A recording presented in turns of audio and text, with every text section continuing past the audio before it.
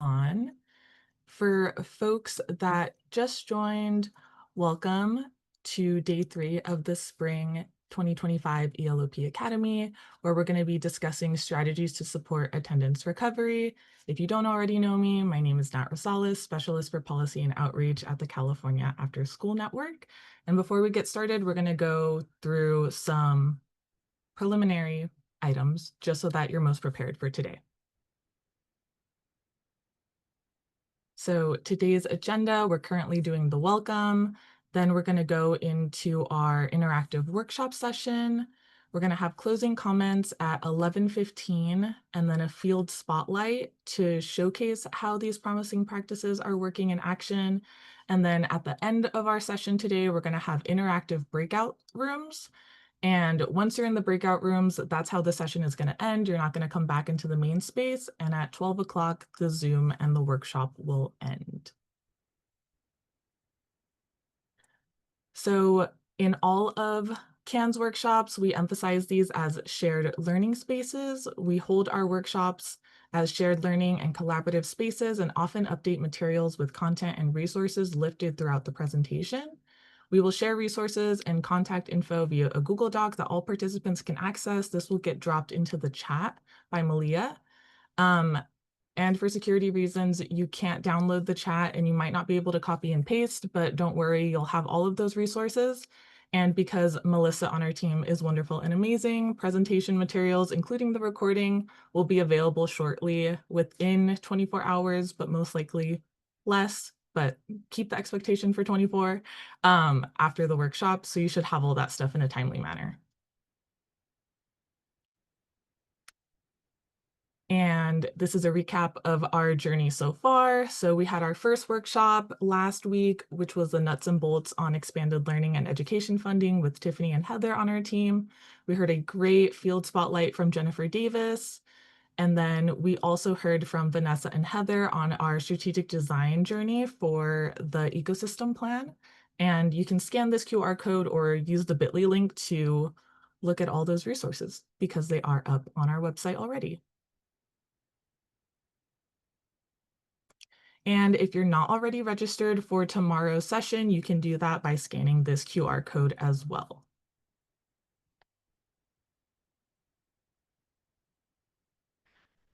The learning does not end when the ELO-P academies end. Make sure you're registered for ELO-P office hours. We have a session this Friday and we have one more at the beginning of May. This is a great space to get the latest information on ELO-P, have the opportunity to chat with folks from the Expanded Learning Division and the System of Support for Expanded Learning, get your questions answered, shared promising practices, and just, gather knowledge during lunchtime. And make sure that you stay connected. I really enjoy the CAN puns, so I will find any opportunity to use them. These are all of our social media platforms. Make sure to follow us if you're not already. I am the person behind the screen of all of those posts. So yeah, it's like you're talking to me, but not really. So you can scan that to go to our link tree that has all of our latest resources in one spot if you don't want to follow us on all the things. All right. And then if you're not already connected with your system of support folks in your particular region, this bit.ly link and QR code will take you to the System of Support for Expanded Learning contact page.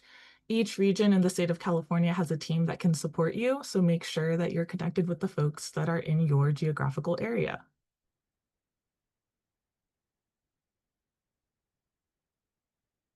All right, and then now I'm going to read CAN's Expanded Learning Pedagogical Methodology, which is how we ground all of the spaces that we're in. So we believe that every child, youth, and the adults that live, love, and work with them deserve just and affirming spaces and opportunities that enrich, empower, enlighten, educate, and elevate them. We know learning happens in every context, and young people are assets in supporting their own learning and co-creating the solutions to the issues and challenges they face.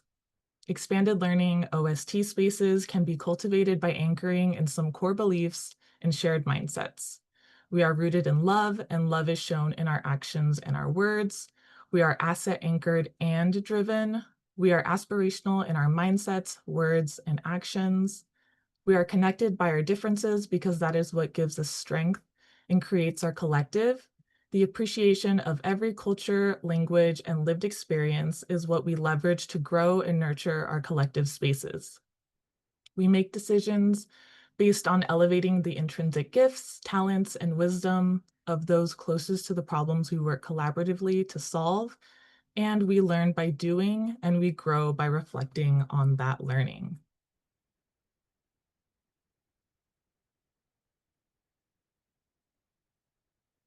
Alrighty, so y'all are in for a treat today. You're going to be hearing 3 mini presentations from 3 different divisions from the California Department of Education. You're going to be hearing from the Expanded Learning Division, School Fiscal Services, and the Educational Data Management Division, who are going to be sharing strategies to support attendance recovery. So thank you to the CDE team for creating this wonderful presentation. I'm really looking forward to all of the content that we're going to be sharing today. And without further ado, I'm going to be passing it over to the Expanded Learning Division, Lindsay Blomberg Johnson and Jen Taylor.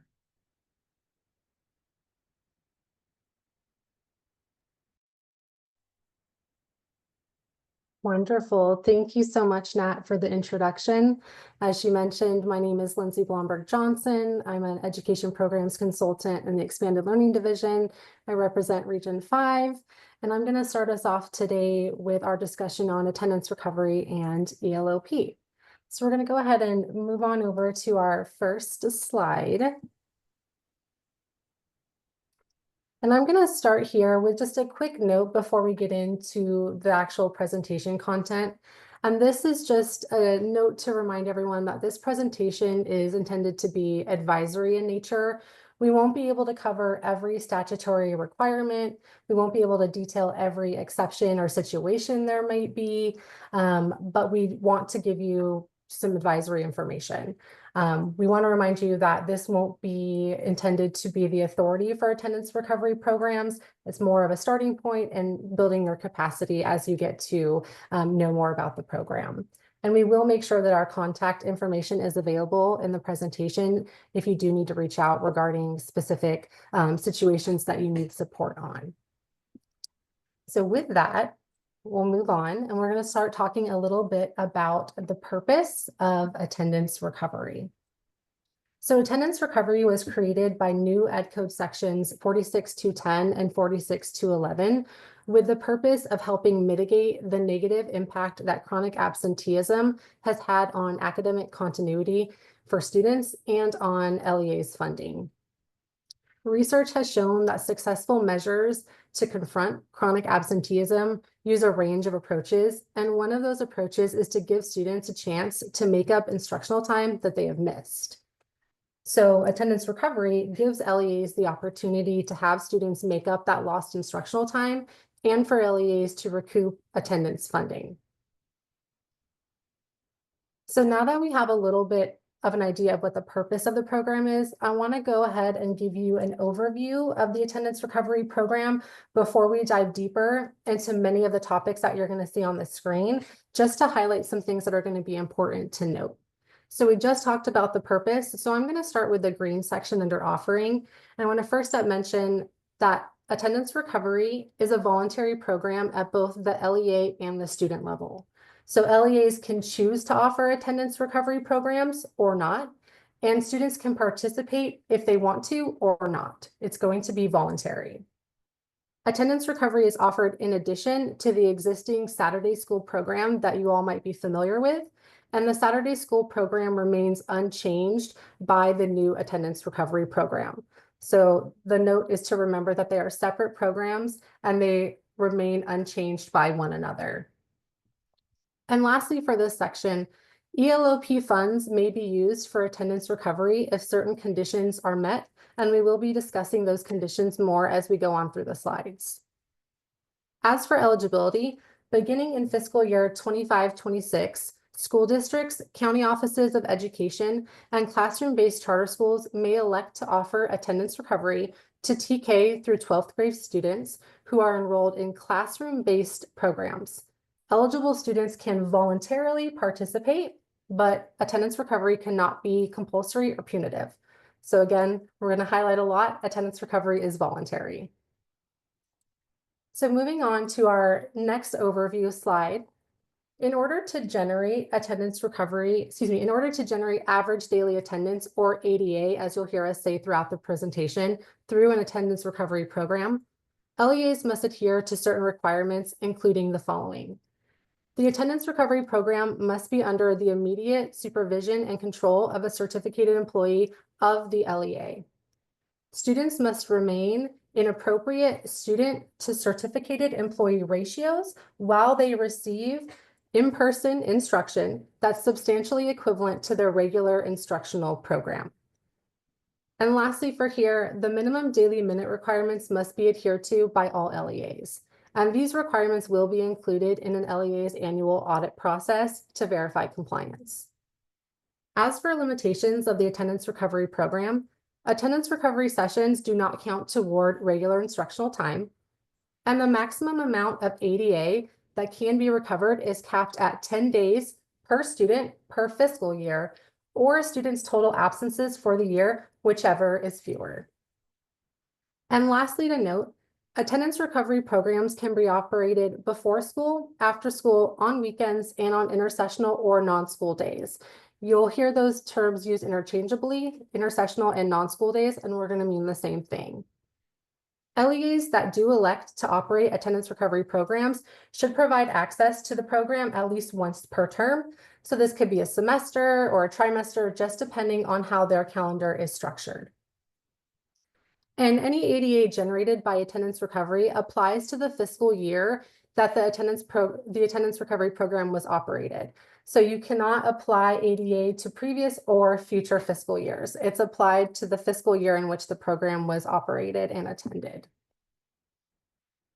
So now that we have a little bit of an overview of what you can expect to hear more of throughout the presentation, I'm going to go ahead and talk a little bit about expanded learning opportunities program, just to give a little context that might better help anyone understand how these programs can work in conjunction with one another. And this is probably a review information for most of you, but it's a good place to start. So the Expanded Learning Opportunities Program provides funding for after-school and summer school enrichment programs for TK through 6th grade students as derived from Assembly Bill 130. And when we say expanded learning, we mean before school, after school, summer, or intersession learning programs that focus on developing the academic, social, emotional, and physical needs and interests of students through hands-on engaging learning experiences. So moving on to the next slide, we also want to discuss the expanded learning quality standards.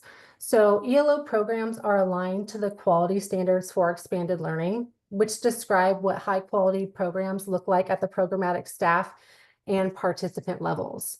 As LEAs are considering offering attendance recovery in conjunction with ELO-P, we encourage the collaboration and alignment through the lens of the quality standards, so LEAs can develop a program that's supporting student needs.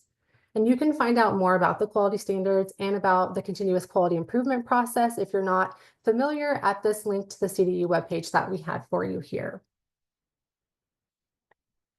So now that we've talked a little bit about some context, we're going to talk about attendance recovery and ELO-P together. So LEAs considering offering both programs will need to bear in mind these provisions of statute. Students who participate in attendance recovery cannot be excluded from participating in ELO-P offered during the year. So we can use a summer example. Maybe an LEA offers an attendance recovery program in the summertime that a student participates in. That student would also need to have the ability to participate in ELO-P offerings throughout the year. They cannot be excluded. LEAs that use ELO-P funding to support an attendance recovery program must still meet all of their ELO-P requirements, and this will be verified through the LEA's annual audit process for ELO-P. This remains unchanged. And the intent of the legislature is that attendance recovery programs must not have a negative effect on the implementation of ELO-P. Go ahead and move on to our next slide. If an LEA offers both programs and does choose to use ELO-P funds to support attendance recovery, the following conditions must be met. Both programs must be offered concurrently, so they have to operate at the same time. They must be offered at the same school site, and the attendance recovery program must be operated by an LEA. So that's opposed to a third-party provider, a community-based organization. We talked earlier about school districts, charter schools, so those LEAs by definition. So that's an important note. I'm going to pass it over now to Jen to discuss more on combined offerings of the program.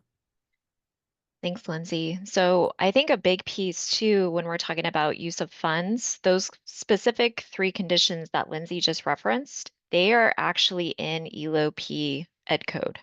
So those conditions are tied to if you're, exploring using ELO-P funds for AR or attendance recovery. So just you won't see it in the AR education code, you'll see it in the ELO-P education code. So just keeping that in mind as you're exploring this use, for potentially using ELO-P funds. One thing, if you've been to our ELO-P office hours, our favorite saying is the CD does not approve or deny individual LEA requests for allowable use of ELO-P funds. So we are still following that particular guidance for using ELO-P funds for AR use.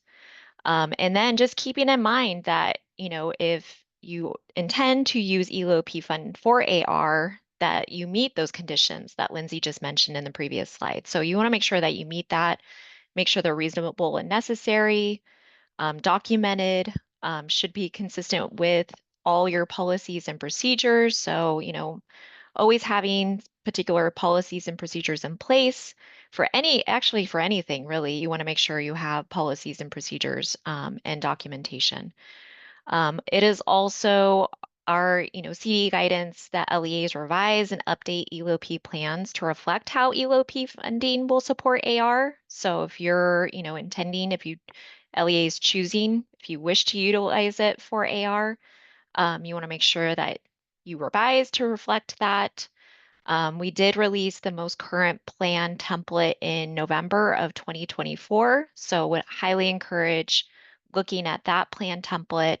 It includes a lot more areas around fiscal budget, so just areas you may want to also consider too in those as you're revising. And also, there's a couple of different areas, and I probably should have put it on the slide, but we can drop it in the chat too. But depending on your intention and design, you may want to consider the following areas in your ELO-P plan for how ELO-P funding will support AR. These are just considerations. So around active and engaged learning, clear mission, vision, and purpose. Really depending on what those academic and attendance goals of the LEA may be, you might want to link that AR attendance recovery to that section of the plan. Program management around policies and procedures such as enrollment, attendance tracking. I already mentioned budget, so making sure that you put in, the budget section. And then the other is around sample schedules. So, and we're going to show some sample schedules a little bit later in this presentation today to kind of show what works and maybe what would not work. So some examples, kind of non-examples, but we'll highlight those as well. So let's talk about supervision.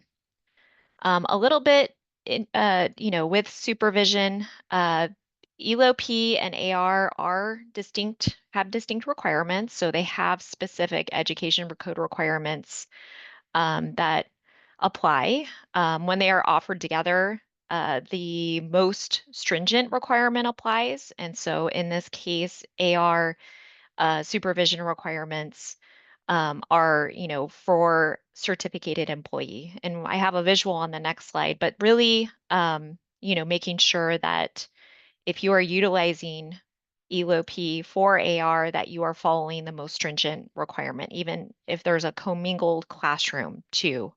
So those are the particular education code statutes with the requirements. And on the next slide, it actually shows a little bit of a visual.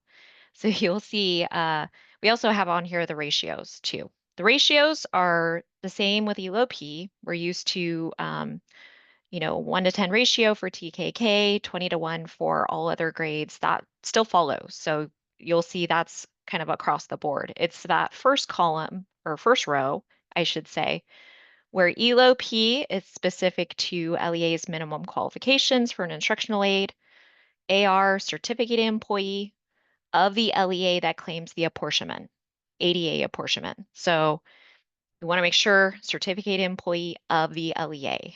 And then if it's a commingled class, the more stringent requirement would be the certificated employee of the LEA that claims apportionment.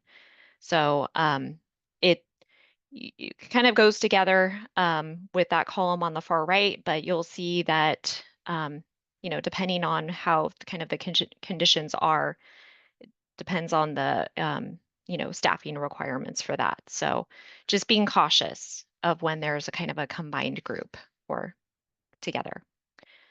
So the next area we'll talk about. So let's say you're doing program, you're doing ELO-P, maybe doing AR for TK through 6th grade. You've met the offer and provide access requirements, and you're like, hey, we want to offer AR to older students. You have to make sure that you also are offering ELO-P to those older students as well. You can't just say, oh, we'll do AR, now that we've met the offer and access for ELO-P for TK through 6th grade. So I kind of think of it as like like a peanut butter jelly. So jelly is ELO-P, got peanut butter AR, and you can't offer peanut butter without the jelly for the older students as well. So like you got to have them together. They go kind of together. So thinking of it as, you also need to make sure that you're doing the conditions for ELO-P as well if you're using those funds for older students. So concurrently operated by the LEA on the same school site. So making sure that you have all those particular requirements as well. So just some considerations. And I know that we also have this as an FAQ as well. So let's move to program participation and reporting. With program participation and reporting, there are specific requirements related to attendance, AR attendance reporting, and I know that Dean and Luke are going to talk a little bit about this as well, especially for audit and, compliance. You want to make sure you have this documentation. It needs to be tracked separate from regular school day attendance. When time requirements are being met over multiple days, teacher of each AR classroom is responsible for documenting students' actual program participation. So in increments of 1 hour. And so I know that they'll be talking a little bit more about this.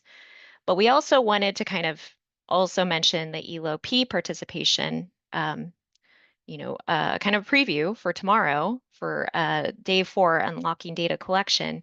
There is, as a result of AB 1113, Assembly Bill 1113, beginning in 25-26, there will be a collection within CalPads related to expanded learning programs. And so this also will be occurring, starting next year. So we're going to talk more about that tomorrow, but also just mentioning that there are different kind of tracking elements for each of these programs. And so just making sure, kind of going back to the, processes, procedures, making sure that you kind of have structures in place as you're considering, using ELO-P funds for AR, that these are just some key pieces to really consider. And also, making sure there's tracking systems in place. So with that, I am going to hand it over to Dean to talk about some of the conditions of apportionment. Good morning, everybody. I'm Dean Patterson. I'm an administrator for School Fiscal Services Division. So going to go over some requirements that need to be met in order to claim attendance for state funding purposes for attendance recovery. And again, some of these requirements are going to be have already been covered by Lindsay and Jen, but again, this is a new program and we want to ensure everybody knows the requirements. So if an LEA is considering offering attendance recovery in a school year, they'll need to meet all the conditions of apportionment. So, as we've already noted before, the same in-supervision requirements of regular classroom-based instruction also applies to attendance recovery. So, instruction needs to be provided by a certificated employee of the LEA. The educational content provided must be equivalent to a student's regular educational program, and instruction must meet grade level standards. There are also maximum class size ratios, student to teacher ratios that apply for attendance recovery. And then in order to generate a day of attendance, or what we call average daily attendance, ADA, a student must first log enough time to meet the minimum day requirement that applies to their grade level. And then lastly, because attendance recovery allows for a makeup day to be piecemeal, for example, over multiple before or after school sessions, attendance may be reported in increments of 1 hour, and the LEA must track attendance recovery attendance separately from regular school attendance.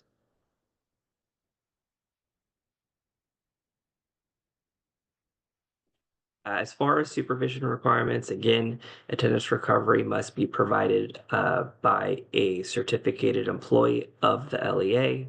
That instruction must be in person. What that means is also that third-party vendors may not be providing instruction for attendance recovery. And again, attendance recovery must maintain a student to certificated employee ratio of 10-1 for TK and kindergarten and 20-1 for all other grades. And as a parallel, these are the same ratios used in after-school education and safety and ELO programs.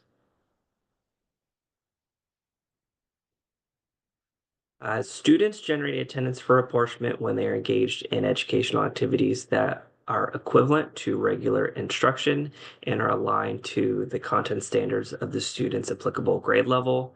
This may include activities like one-on-one or small group tutoring.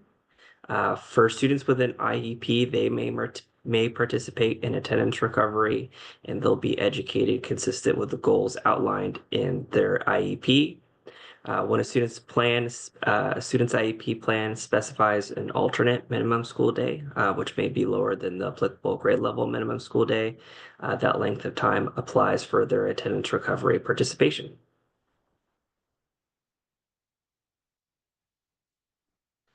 Record keeping requirements, just want to put it out there, they will be part of an LEA's annual audit if they offer attendance recovery. So LEAs will need to track days of attendance generated through attendance recovery separately from all other attendance. The teacher that's providing instruction in attendance recovery documents that students' participation, and the LEA maintains that record of participation for the purposes of the annual audit. If attendance recovery is scheduled to meet the applicable minimum school day in a single day, attendance accounting is taken in daily increments. For example, an LEA may offer enough time on a Saturday to enable a student to make up an absence. When a student accrues time in sessions over multiple days, so hourly attendance, our teacher will need to log each hour of participation by student. Then the LEA tracks the student's progress towards meeting the instructional minute requirement. And then again, want to reiterate, those records for attendance accounting are going to be kept and audited as part of the annual audit. And then a day of attendance can be claimed for apportionment each time the minimum day is met, up to the limits outlined in Education Code.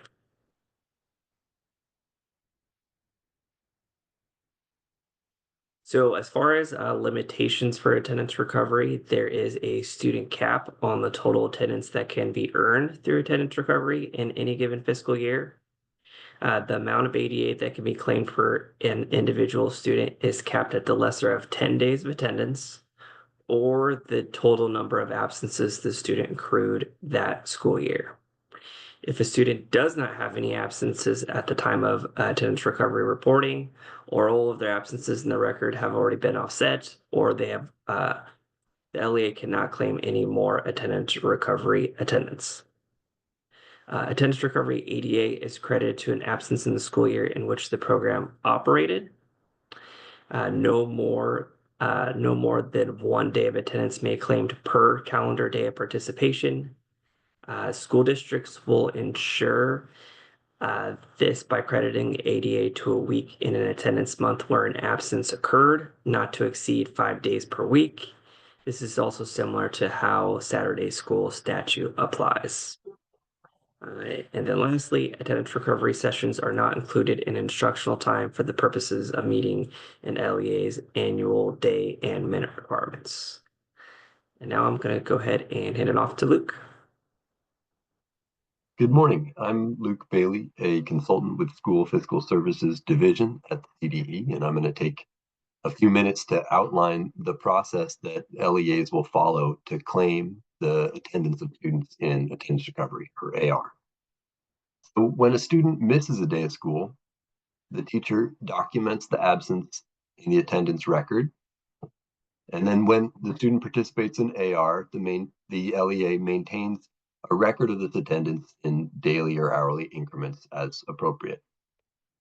The student will generate a day of attendance when they have participated in AR for the minimum daily minute requirement that applies, and we'll see those on the next slide.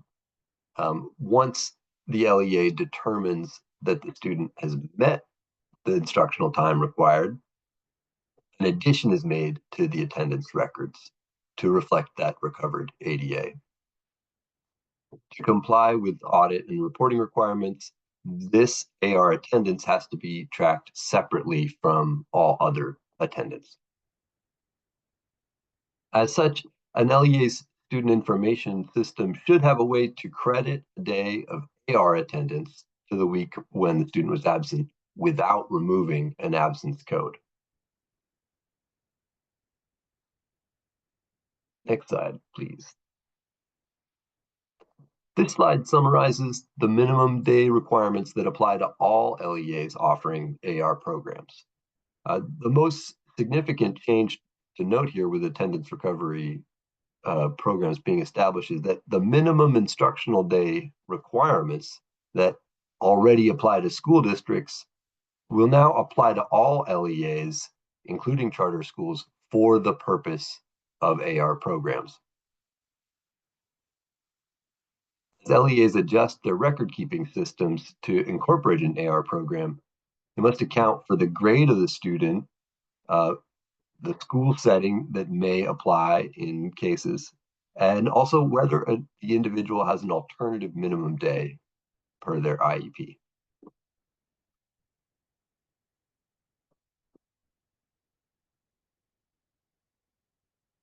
AR programs may be scheduled before or after school, on weekends, or during school breaks. And on the following slides, I'd like to present a few scenarios of what this may look like using a 240-minute minimum school day. An LEA may opt to offer sessions that meet the instructional minute requirements in a single calendar day. For example, attending for 4 hours on a Saturday would be sufficient to recover an absence. The LEA would then be able to claim the ADA by crediting it to the attendance register.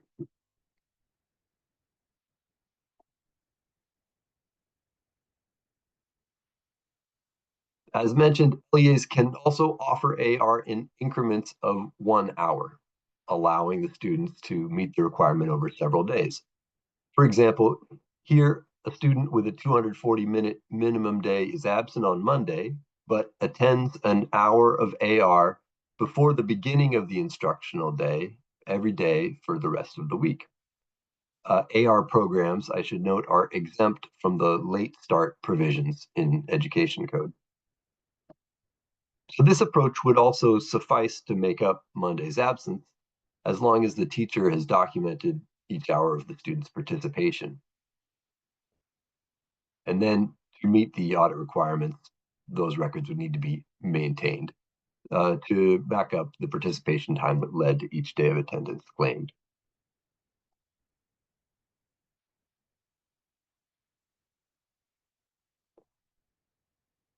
Next slide, thank you. In this example, our student is absent twice and participates in an AR program for 6 hours on a single day during a vacation week. So this results in meeting the 240 minutes required to make up the absence from Monday, and then the additional 2 hours count towards the recovery of the Tuesday absence. This example highlights the possibility that a student may participate in an AR program for longer than required to generate a day of attendance. And in this case, their excess participation time would continue to accrue towards the recovery of another absence. Again, the LEA would need to maintain the teacher's record of those hours to track the student's progress towards earning another AR day.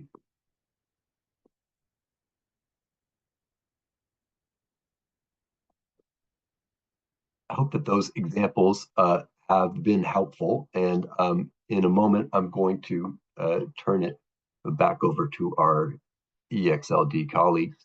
But I'd just like to end by mentioning that these requirements will be part of an LEA's annual audit beginning in fiscal year 25-26. So the conditions of apportionment that you see here on screen will compose procedures in the 25-26 audit guide, which actually recently was posted by the Education Audit Appeals Panel. And I can put the link to that in the chat in a moment to see the proposed additions for attendance recovery. LEAs that report any amount of AR/ADA will be audited for compliance according to these new procedures, which will focus on the student cap on the amount of ADA that can be claimed annually, that limitation that Dean mentioned, separate tracking of AR/ADA, the minimum day and record keeping requirements, conditions that have been mentioned related to instructional content and supervision, and the exclusion of non-classroom based students. So having covered the requirements specific to attendance recovery, we can turn our focus back to considerations for LEAs that are thinking about offering both ELO-P and AR programs.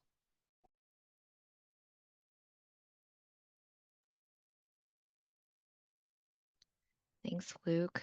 So as far as considerations to so Dean and Luke both talked about the instructional content considerations. And so one thing that you may be wondering is, well, how will this happen? The content will need to be locally determined. So when you're considering the instructional content, it might be helpful to think about who to connect with within your LEA locally, such as curriculum and instruction team, and your administration, to really assist with determining what the appropriate content is. So making sure that you are connecting with them. You also probably want to connect with them on the type of documentation as well, as you saw with the audit.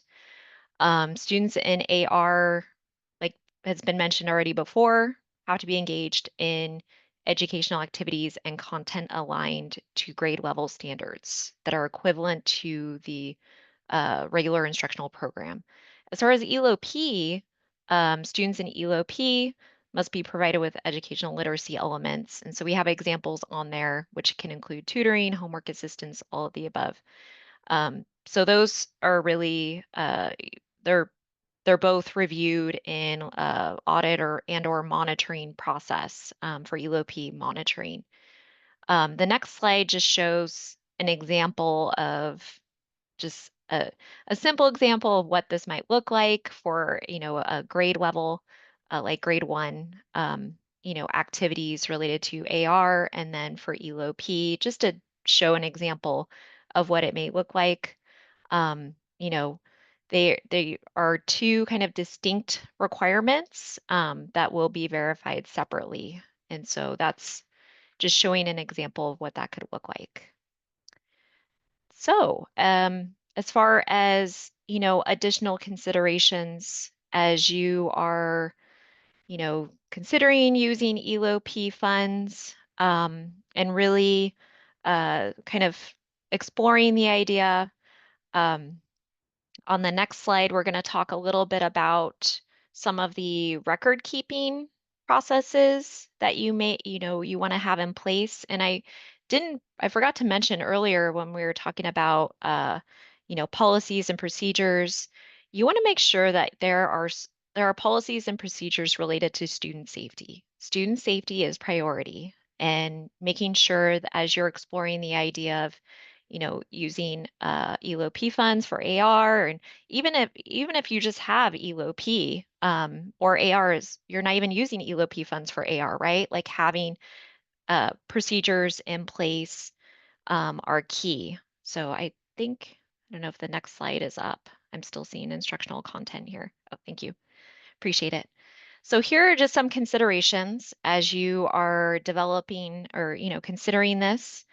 Making sure that you have, the certain record keeping processes in place. You have your ELO-P sign enrollment form, attendance tracking, also AR attendance records.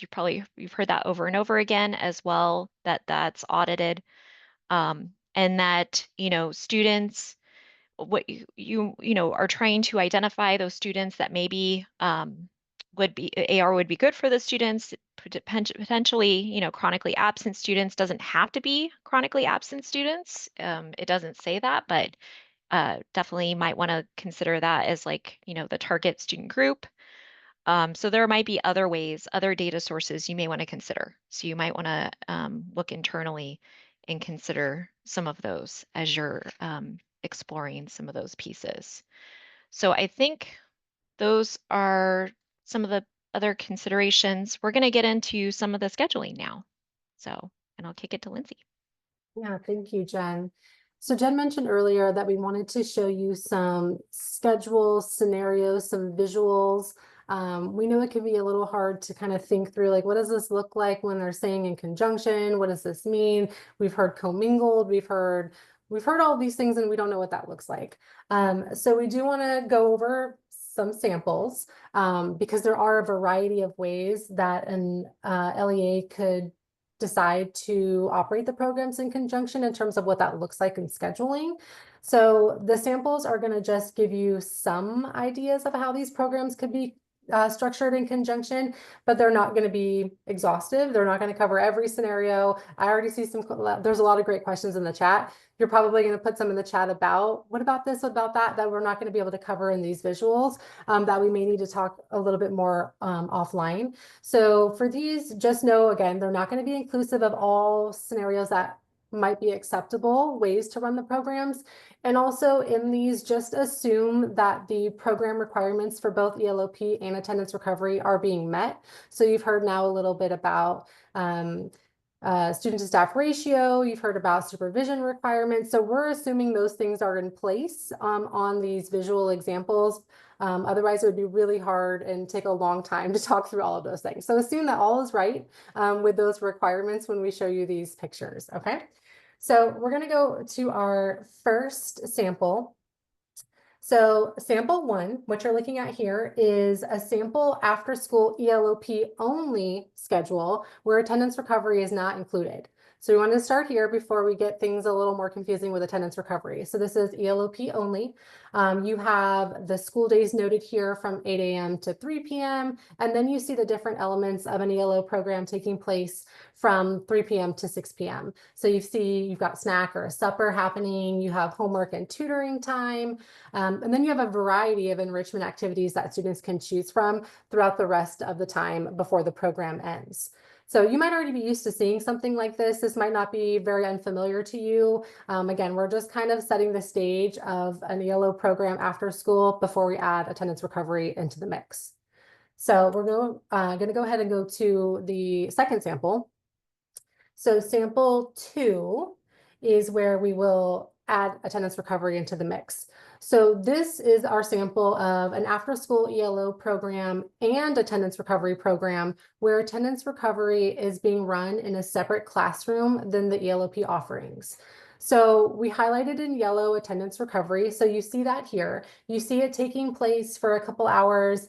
You see it's noted that it's in the library, specifically with students who are attendance recovery students. So those students know that they're in attendance recovery.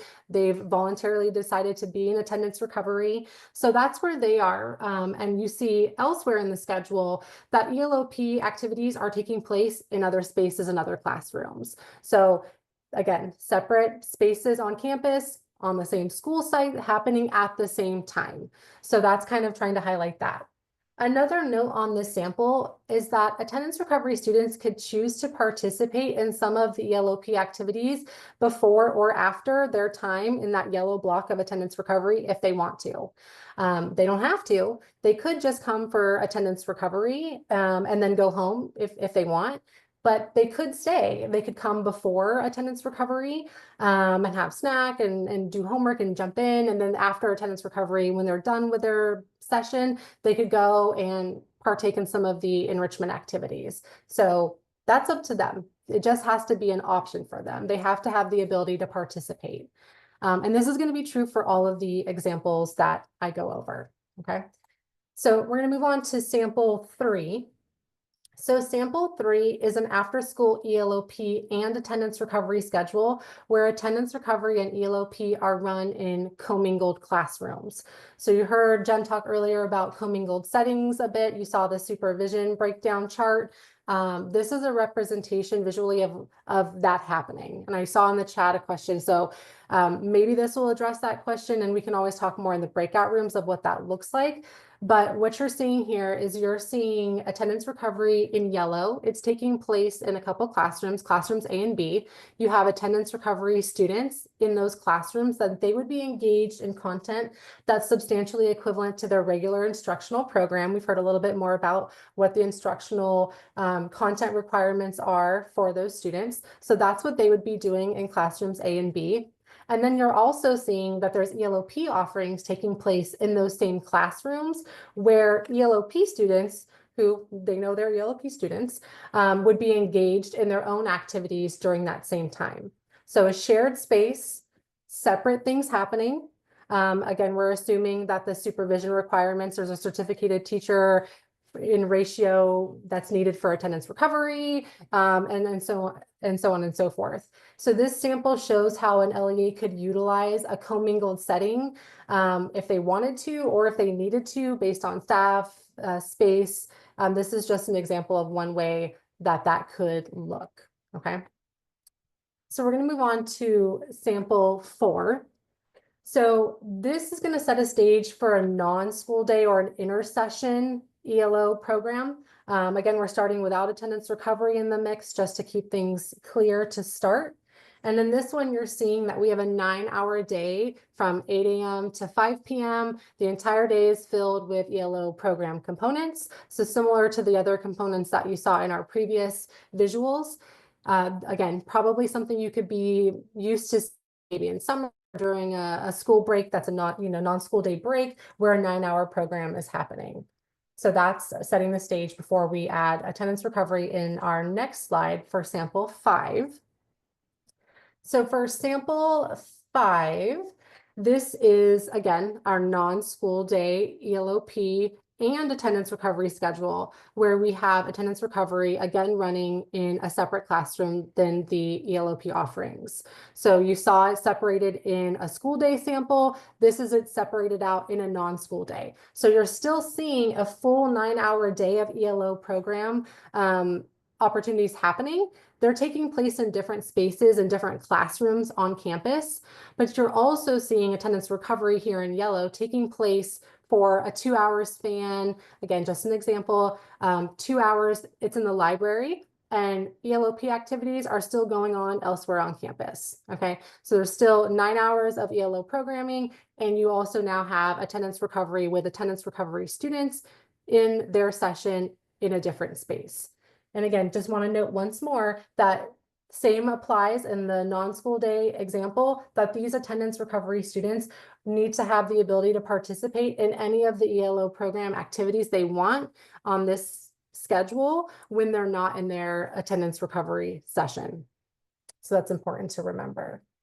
So you also heard Jen mention earlier that our samples are going to be like some samples and then some non-samples or some maybe not what to do samples. So I'm going to hand it over to her so she can walk through some of those different kind of samples now that we've shown you some ways in which running program in conjunction could work and how it could look. Thanks, Lindsay. And while we're getting up the next schedule, so I'll go over some non-examples, but just to kind of reiterate to what Lindsay said, that the students that are going in AR should know they're at AR. You can't just go, oh, this is a academic type class and we'll just count it as AR. They should know it's AR. It should be somehow, documented that it's AR so that they're aware that they're in the program. So I'm going to go through some examples that might not meet ELO-P and AR because they have such distinct requirements. So the first example that we'll go through, called sample 6. Next slide, please. So here is an example of an after-school ELO-P schedule where ELO-P and AR are being run in commingled classrooms. In this example, there are no other ELO-P activity options happening between 3:30 and 5, meaning that all students would have to participate in AR during that time frame. So technically, it is not voluntary. So, because AR is a voluntary program, students cannot be forced to participate. So just showing an example of what, there should be some other opportunity happening, right? Like I know I threw in the peanut butter jelly example. There needs to be the jelly somewhere, like not just peanut butter. We need, and they work well together, right? So kind of pushing that forward as one of the first kind of non-examples. And so the next one that we'll kind of cover is related to a non-school day example. So in this one, it's a sample non-school day ELO-P schedule where where summer school is being counted towards 9 hours of operation required for ELO-P, this could be allowable for ELO-P, right?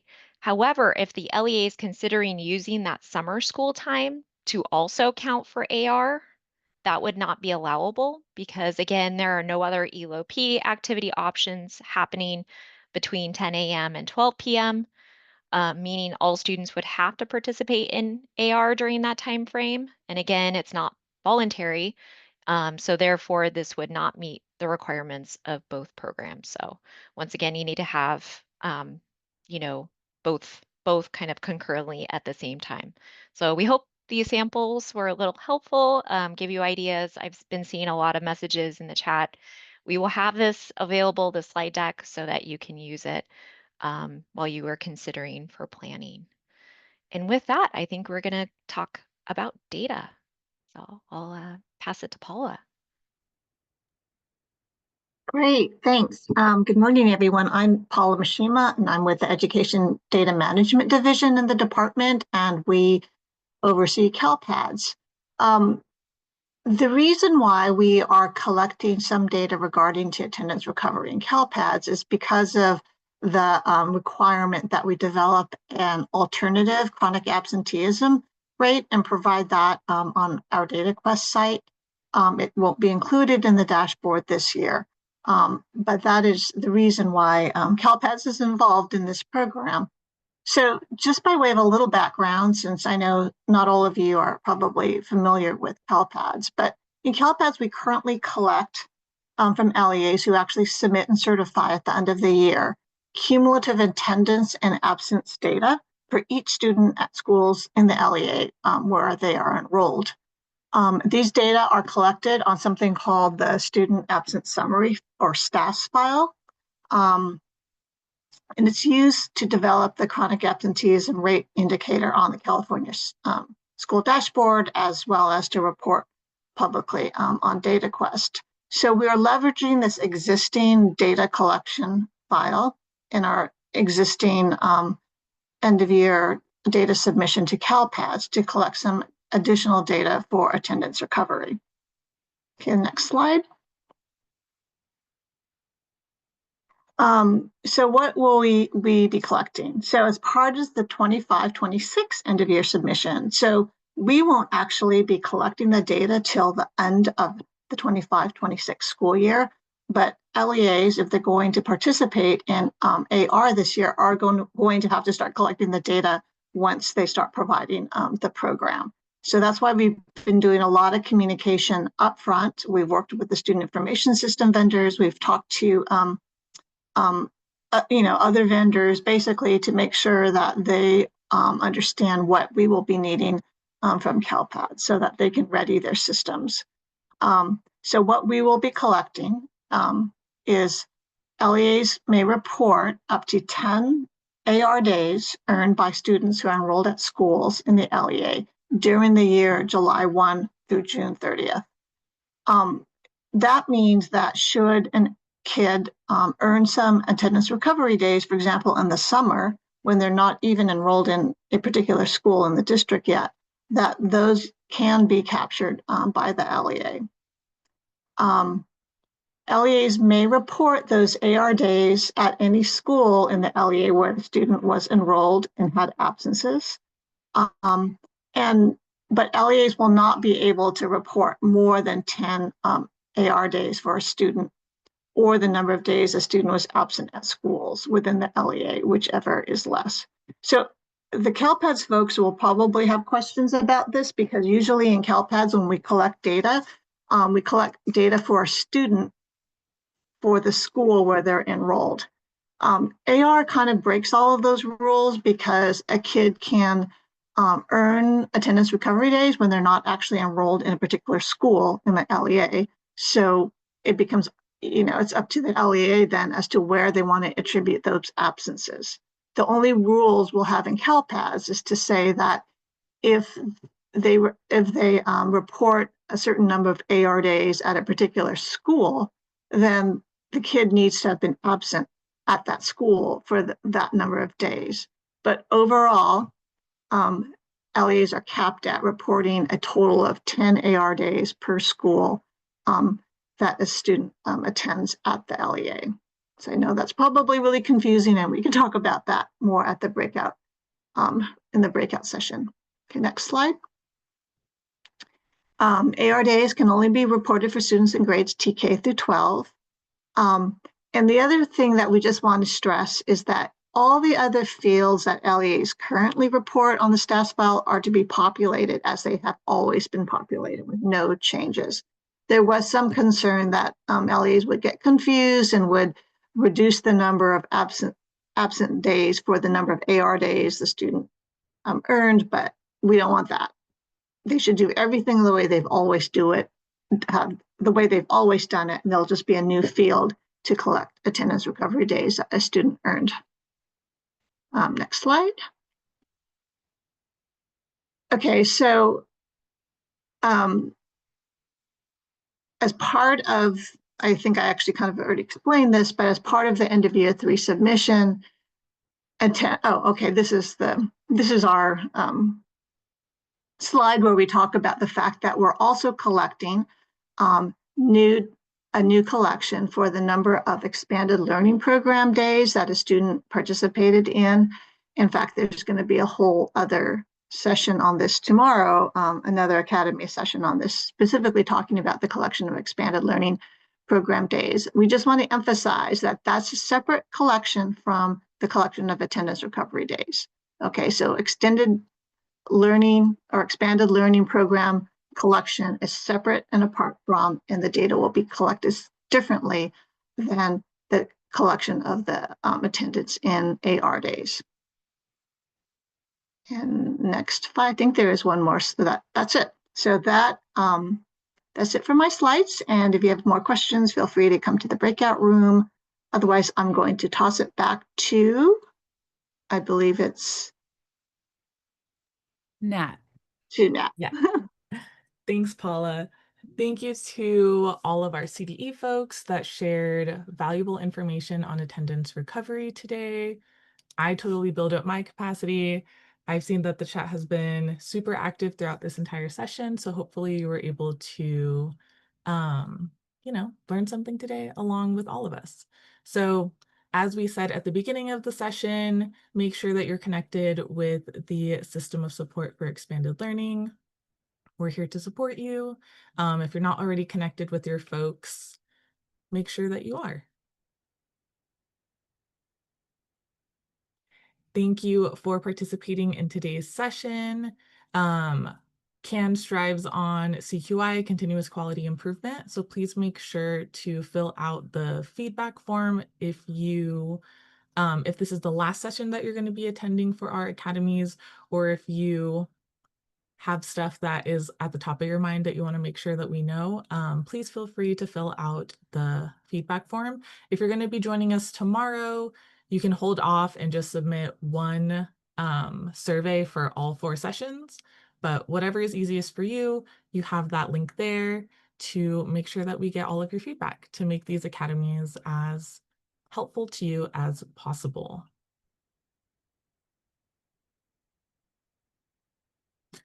All right, so now we're going to be transitioning into breakout spaces. These are going to be choose your own adventure. When we open up the rooms, you'll have the ability to self-select the room that you would like to go into. We're going to have 6 rooms. Room 1 is going to be chatting about the new FAQs on attendance accounting with Dean. Room 2 is going to be more FAQs for attendance recovery program requirements with Luke. Room 3, you're going to have ELO-P and attendance recovery FAQs with Jen and Lindsay. Room 4 is a deeper dive on data and CalPads with Laura. Room 5 is community share, ideas, insights, and considerations with Heather and Tiffany. And then room 6 is an open space to review the FAQs, and we'll have some ASAP Connect folks to support you there if you have any questions.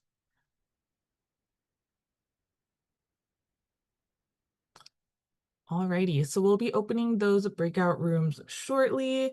These are a few ways that you can join a breakout room if you're not able to self-select. The easiest way to get in there is self-selecting. So using the Zoom control bar at the bottom of your window, clicking on breakout rooms, that'll display the list of rooms, and you'll be able to select the room that you want to join there.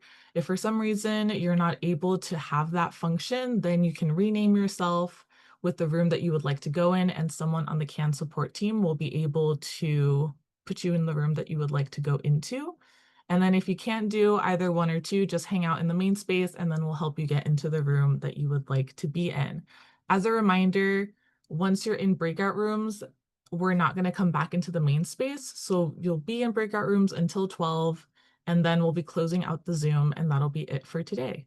So once again, just want to give a major thank you to the CDE team for today's presentation. Thank you to the CAN support team, Melissa, Leslie, Malia, Vanessa, and me for making this all work today.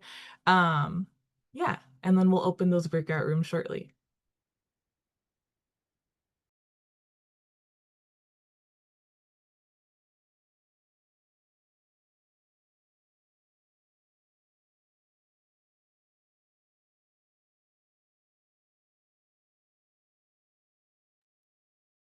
Breakout rooms are now open.